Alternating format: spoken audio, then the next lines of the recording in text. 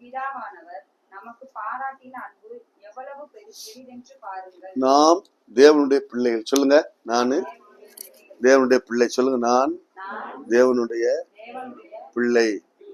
பாருங்க, கவனிங்க.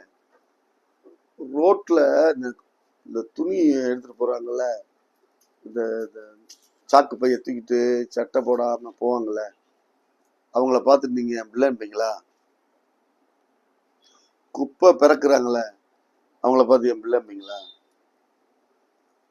கடவுள் என்ன சொல்ற தெரியுமா? உன் நிலைமை இந்த நிலைமை தான். பாவத்துல இருக்கிறவன் குப்பையில இருக்கிறவன் சமம். நீ அந்த குப்பையான பாவத்துல இருக்கும் போதே நான் என் பிள்ளைன்னு உன்னை பார்த்து சொல்றேன். அதுக்கு ஒரு உதாரணம் அடிக்கடி நான் சொல்லுவேன். என்ன உதாரணம் சொல்லுவேன்னா, ஒருத்தர் குப்பைக்குள்ள தேடிக்கிட்டு இருக்கான்.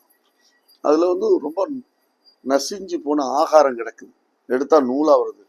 அதை சாப்பிட்டுக்கிட்டு இருக்கிற அளவுக்கு சாப்பிட்றான். ஒரு கார் நிக்குது.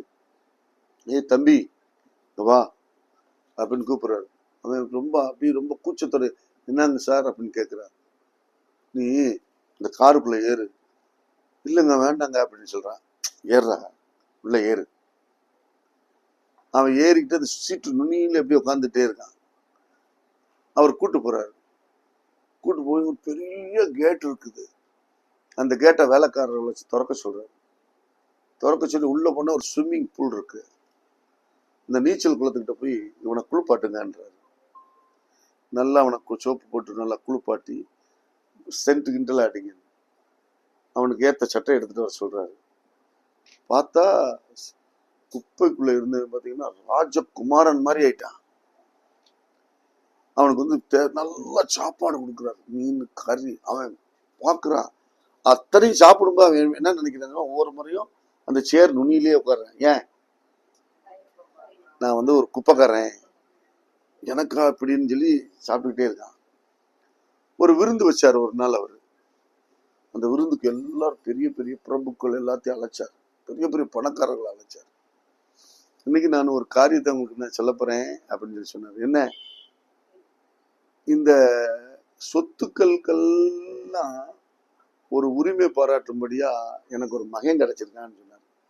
இவனும் அந்த கூட்டத்துல உட்காந்து சாப்பிட்டுக்கிட்டே இருந்தான். அந்த மகன் யார் தெரியுமா? அவனுடைய பேரை நான் அறிவிக்க போறேன்னு சொல்லி இவனும் யாரோ தேடுறான். யார அறிவிக்க போறாங்க? ஜான், நீ தான் வா அப்படின்னு கூப்பிடுறாரு. இவனுக்கு அதிர்ச்சி ஆயிப்போச்சு. அந்த அரண்மனை, அந்த சொத்து எல்லாத்துக்கும் அவன் தான் என்ன செய்யறான். அவன் அப்பயும் கூட நடுக்கிட்டு போறான். இனிமேல் இந்த நடுக்கம் உனக்கு தேவையில்லை, கையெழுத்து போடு. கையெழுத்து போறான். இவன் சட்டப்பூர்வமா என்னுடைய குமாரன். நிமிர்ந்து நில்லு. இதுதான் ஏசப்பா நம்மளை செஞ்சது. கைத்தட்டி ஏசப்பாவுக்கு நன்றி சொல்ற. நீ அப்படி பாவச்சேற்றுல கிடந்த உன்னை நான் எடுத்து என் ரத்தத்தால, சிலுவையில சிந்தின ரத்தத்தால உன்னை கழுவி அண்ட சராசரத்துக்கு நான் தேவனா இருக்கிறேன், என்னுடைய பிள்ளைன்னு உனக்கு முத்திரை கொடுத்துட்டேன். அவருடைய நாமத்தின் மேல் விசுவாசம் உள்ளவர்களாய் அவரை ஏற்றுக்கொண்டவர்கள் எத்தனை பேர்களோ அத்தனை பேர்களும் அவருடைய பிள்ளைகளாகும்படிக்கு அதிகாரம் கொடுத்தார்.